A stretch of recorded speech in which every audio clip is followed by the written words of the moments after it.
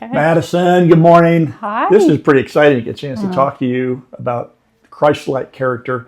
And the one you chose was contentment. Yeah. You know this. Jesus, even in the midst of his trials at the end, just before his crucifixion, there was a deep-rooted contentment he had because he knew his Father's will. He knew his Father loved him.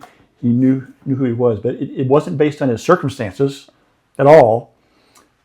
Share us a little bit what your kind of views and your thoughts and experience with contentment's been. Yeah, so I'd say contentment hasn't always been super easy. I think it's actually really challenging for a lot of different reasons. Me too. Always wanting to be at the next stage, wanting to have the next best thing. You know, even just wishing for different life circumstances. I think that can be really hard at times.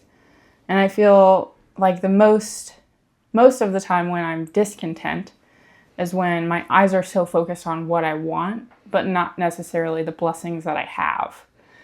The roof over my head, the food that I get to eat, you know, a great place to work, the best desk neighbor. Oh, Yes! That often makes me a little bit less focused on those things. So contentment for me has really been learning to value the hollow things less and more of focusing on the gratitude of His goodness and the blessings I already have. that is very helpful. Thanks for that transparency too. I think that's really helpful for people to hear.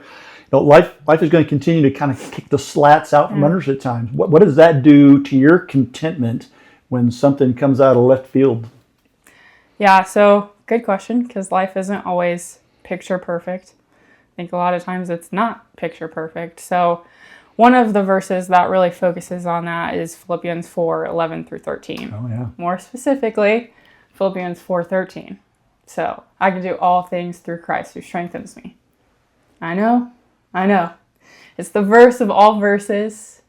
It's on basketball jerseys, sneakers, motivational signs, but I think it goes probably a lot deeper than what most of us give it credit for. It's not just a blank, fill in the blank promise.